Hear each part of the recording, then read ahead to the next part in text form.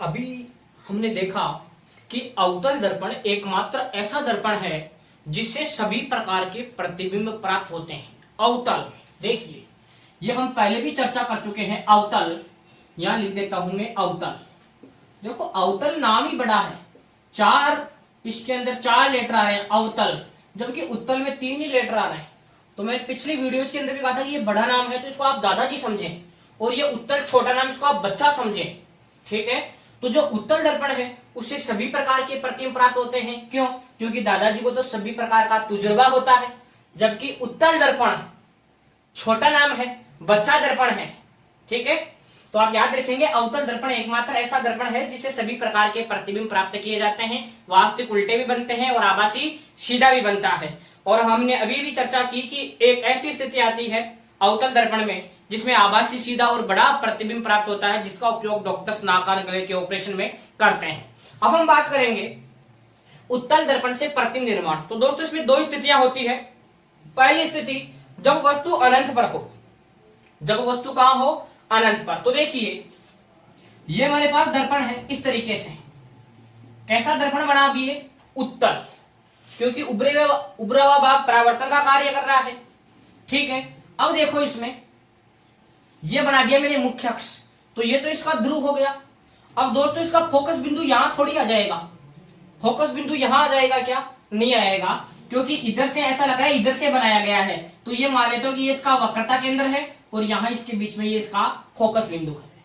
ठीक है भाई, ऐसा लग रहा है कि इधर से गोला बनाया गया है ये, तो ये वक्रता केंद्र और दोनों के वक्रता केंद्र और ध्रुव के बीच में फोकस बिंदु। हम वस्तु को कहां रख रहे हैं? अनंत पे। तो ऐसे समझ लो अनंत से केवल कैसी किरणें आती है? अभी हमने पढ़ा था पहली स्थिति अवतल दर्पण में अनंत से केवल समांतर किरणें आती है। तो यहां कोई प्रकाश की किरण आई, ठीक है, वो इस तरीके से परावर्तित हो गई। दूसरी प्रकाश की किरण आई इस तरीके से और वो इस तरीके से परावर्तित हो गई। देखो ये परावर्तित किरण और ये परावर्तित किरण आगे जाकर के एक दूसरे को काटेगी या और दूर दूर हो जाएगी? तो ये तो और दूर दूर हो जाएगी। तो हम क्या करेंगे, इन दोनों किरणों को पीछे की ओर बढ़ाएंगे। तो दोनों जो किरणें हैं, दोनों जो परावर्तित किरणें हैं, ये हमें फोकस बिंदु से गुजरती हुई प्रतीत होगी। दोनों किरणें फोकस बिंदु से गुजरती हुई प्रतीत होगी। ठीक है, तो प्रतिबिंब देखो किरणें वास्तव में तो नहीं काट रही है, वास्तव में थोड़ी काट रही है किरणें, नहीं। फिर मैंने कल्पना की कि आगे तो कहीं कट, ये एक दूसरे को कट नहीं कर सकती, तो मैंने पीछे की ओर बढ़ाया तो एक बिंदु पर काटती हुई प्रतीत हुई। तो देखिए इसमें प्रतिबिंब कैसा बना? इसमें बना आभासी, और आभासी के साथ हमेशा कैसा बनेगा? सीधा। और देखो प्रतिबिंब एक बिंदु की तरह बनेगा। प्रतिबिंब जो है वो बनेगा बिंदुवत। बिंदुवत का मतलब बहुत ही छोटा, आकार बहुत ही छोटा होगा, न के बराबर। और बन खा रहा है प्रतिबिंब, तो हम कहेंगे कि प्रतिबिंब बनेगा फोकस पे। प्रतिबिंब कहां बनेगा? इसका फोकस पे। वहां भी हमने यही पढ़ा था अवतल दर्पण के अंदर भी कि जब वस्तु अनंत में हो तो प्रतिबिंब फोकस पे, लेकिन यह वास्तविक और उल्टा बन रहा था उधर अवतल दर्पण में। लेकिन यहां हमारे पास कैसा बनेगा? आभासी और सीधा। कैसा? बिंदुवत। और साथ ही साथ कहां बनेगा? कहां? ऐप पर। दूसरी स्थिति जब वस्तु दर्पण के पास में हो, तो देखिए जब वस्तु दर्पण के पास में हो इस तरीके से, ये हमारे पास दर्पण बनाया मैंने। कैसा दर्पण है ये? तो हम कहेंगे अवतल दर्पण। ठीक है, तो ये इसका फोकस बिंदु मान लेता हूं F, और ये इसका वक्रता केंद्र मान लेता हूं C। ये इसका ध्रुव है हमारे पास O। वस्तु दर्पण के पास में इधर रखी हुई है, यहां रख लेता हूं मैं वस्तु को। ये हमारे पास कोई वस्तु है, इसका नाम है A और B। यहां तो वस्तु अनंत पे रखी हुई थी, इस दर्पण के सामने इधर रखी हुई थी। भाई वस्तु रखेंगे तो दर्पण के सामने तो रखेंगे, ऐसा थोड़ी है कि पुलिस के पीछे रखेंगे, नहीं, दर्पण के सामने रखेंगे। तो ये वस्तु रखी मैंने A और B। तो पहला कि मुख्य अक्ष के समांतर आएगी, तो ये किरण कुछ इस तरीके से फैलेगी कि ये फोकस से गुजरती हुई प्रतीत हो। अवतल दर्पण इस तरीके से किरणों को फैलाता है कि ये पीछे बढ़ाने पर फोकस से गुजरती हुई प्रतीत हो। वहां तो समांतर आने वाले किरण फोकस से गुजरती थी, लेकिन ये गुजरती नहीं है, गुजरती हुई प्रतीत होती है। ये किरणों को इस प्रकार फैलाता है कि पीछे से गुजरती हुई प्रतीत हो। पहला नियम। दूसरा नियम क्या था? दूसरा नियम हमारे पास ये है कि ये मैंने डाला इसके ध्रुव पे, तो इस तरीके से चली जाएगी किरण। अब देखिए एक तो परावर्तित किरण ये और दूसरी परावर्तित किरण ये। अब बोलो ये किरणें कहीं आगे एक दूसरे को कहीं काट सकती है क्या? नहीं काटेगी, आगे तो और दूर जाएगी। तो यहाँ क्या करता हूं मैं, जो परावर्तित किरण है इसको थोड़ा पीछे की ओर बढ़ा देता हूं, तो यहां हमारे पास इमेज बनेगा ए डैश और क्या इमेज बना, बी डैश। तो क्या दोनों किरणें यहाँ वास्तव में काटी, क्या वास्तव में नहीं काट रही है। इसका मतलब प्रतिबिंब कैसा बनेगा, आभासी। आभासी के साथ हमेशा कैसा बनेगा, सीधा। अब बोलो वस्तु से बड़ा बन रहा है कि छोटा बन रहा है, तो ऑब्वियसली आपको लग रहा होगा कि वस्तु से कैसा बन रहा है, छोटा। आभासी बनता है, सीधा बनता है, और वस्तु से कैसा बनता है दोस्तों, छोटा।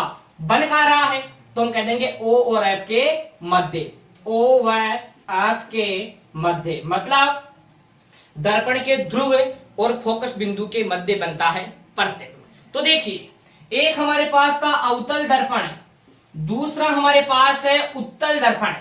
ध्यान दीजिएगा दोस्तों, उत्तल दर्पण।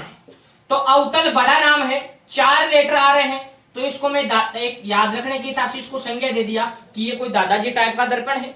उत्तल 3 ही लेटर आ रहे हैं, मतलब छोटा नाम है, तो छोटा तुम्हारे घर में बच्चा होता है, इसको बोल दिया बच्चा दर्पण। अब देखो, दादाजी को तो सभी प्रकार का तजुर्बा होता है, तो आप याद रख सकते हैं कि अवतल दर्पण एक ऐसा दर्पण है जिससे सभी प्रकार के प्रतिबिंब बनाए जाते हैं। वास्तविक उल्टा भी बनता है और आभासी सीधा भी बनता है। जबकि उत्तल दर्पण, इससे प्रतिबिंब केवल आभासी और सीधा ही बनता है, क्योंकि बच्चे क्या जाने उल्टा करना।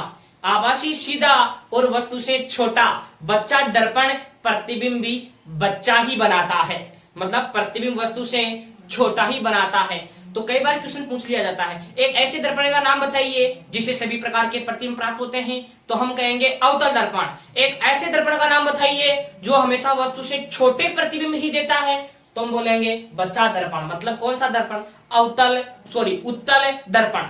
अब देखिए आप, अवतल बड़ा नाम है, उत्तल छोटा नाम है, तो देखिए उत्तल के हमने चित्र बना रखे हैं, ये डायग्राम बना रखे हैं। तो यहां देखो परावर्तित किरणें पास पास आ रही है, दूर दूर जा रही है। यहां इसमें भी दूर दूर जा रही थी और इधर भी किरणें हमारे पास दूर दूर जा रही थी। तो ऐसे समझ लो जो उत्तल दर्पण है, इसका एक और नाम है अपसारी दर्पण। अपसारी का मतलब होता है दोस्तों फैलाना। अपसारी का मतलब क्या होता है, फैलाना। और जबकि उत्तल, इसको बोलते हैं अभिसारी दर्पण। अभी हमने देखा कि उसमें किरणें पास पास आ रही थी, अवतल दर्पण में किरणें पास पास आ रही थी, काट रही थी एक जगह, ठीक है। तो अवतल दर्पण जो है उसको अभिसारी, अभिसारी का मतलब होता है पास पास लाना, किरणों को पास पास लाना। और देखा होगा आपने दोस्तों, हमारे घर में जो दादाजी होते हैं उनकी यही कोशिश होती है कि परिवार के जितने मेंबर है उनको एक पास पास लाया जाए, उनको एक जगह बांध कर रखा जाए। तो अवतल दर्पण को हम अभिसारी दर्पण कहते हैं। जबकि उत्तल मतलब बच्चा दर्पण, और आपको पता है बच्चे तो घर में रायता फैलाने का ही काम करते हैं, और फैलाने का मतलब होता है अपसारी, इसलिए उत्तल दर्पण को हम अपसारी दर्पण भी कहते हैं। तो इस प्रकार हमने चर्चा की कि उत्तल दर्पण और अवतल दर्पण से किस प्रकार के प्रतिबिंब हमें प्राप्त होते हैं। फिर मिलते हैं एक नए वीडियो के साथ। Thank you.